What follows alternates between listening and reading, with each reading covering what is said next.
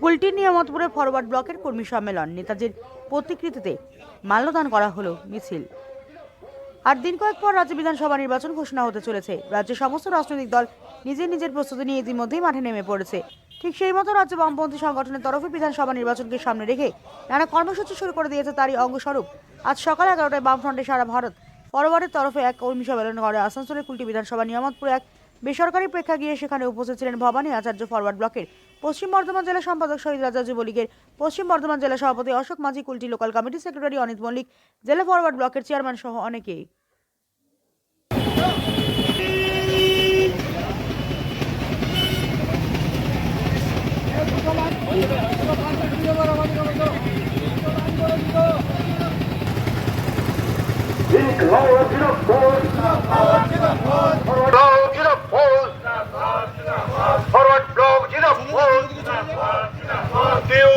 কর্মী সবাই দলে দলে যোগ দিন।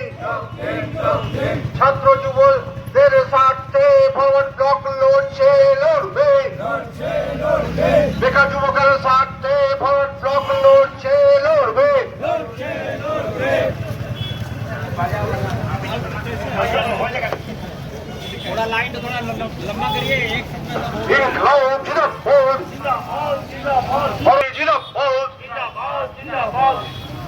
এই এলাকার উন্নয়নের স্বার্থে ফরওয়ার্ড ব্লক লড়ছে, লড়বে।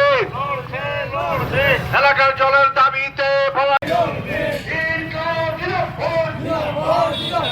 যুবকের স্বার্থে ফরওয়ার্ড ব্লক লড়ছে, লড়বে। মহিলাদের নিরাপত্তার দাবিতে ফরওয়ার্ড ব্লক লড়ছে, লড়বে। কৃষকের স্বার্থে ফরওয়ার্ড ব্লক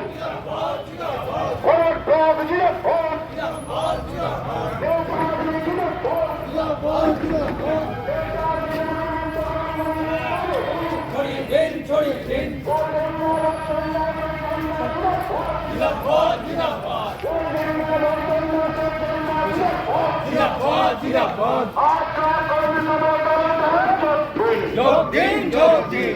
আজকাল কর্মী সভায় দলে দলে যোগ দিন। দাদা, আজকে দেখা গেল সকালে হঠাৎ আপনারা নেতাজির স্ট্যাচুতে মাল্যার্পণ করলেন, কারণটা কি?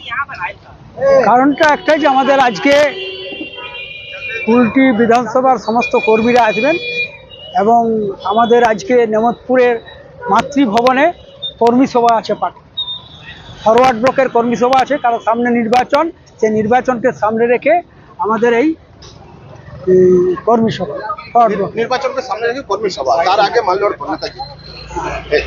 তো আজকে কর্মী সভায় মূলত কি কি বিষয়ে আলোচনা করা হবে? আলোচনা হবে যে আগামী বিধানসভা নির্বাচনে ফরওয়ার্ড ব্লক কুলটি বিধানসভা কেন্দ্রে লড়বে এবং সেখানে এখন থেকে প্রস্তুতি যদি না নেওয়া হয়, নির্বাচন কমিশন কখন নির্বাচন করবে তার তো আমাদের এখনো জানা নেই। মানে ফাইনাল লিস্ট কালকে বার হয়েছে, এবারে কখন ঘোষণা করে দেন তখন তো তড়িঘড়ি কিছু হবে না। তো এখন থেকে আমাদের সংগঠনকে মজবুত করার জন্যে এবং নির্বাচনী সমস্ত কাজে ব্যস্ত করার জন্য নির্দেশ দেওয়া হবে। কুলটি বিধানসভার প্রাক্তন বিধায়ক ছিলেন মানিকলাল আচার্য, 3 বারের বিধায়ক।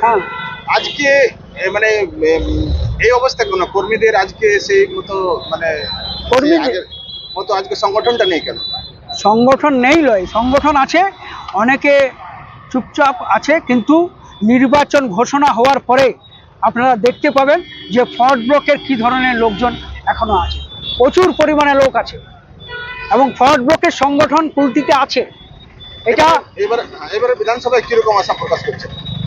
ভালো, কুলটি বিধানসভায় ভালো হবে, লড়াই হবে, সংঘর্ষ হবে। ফরওয়ার্ড ব্লক তো সংঘর্ষ করতে এসছে। আপনার নাম এবং পরিচয়টা বলুন। আমার নাম হচ্ছে ভবানী আচার্য, আমি পশ্চিম বর্ধমান জেলা ফরওয়ার্ড ব্লকের সাধারণ সম্পাদক।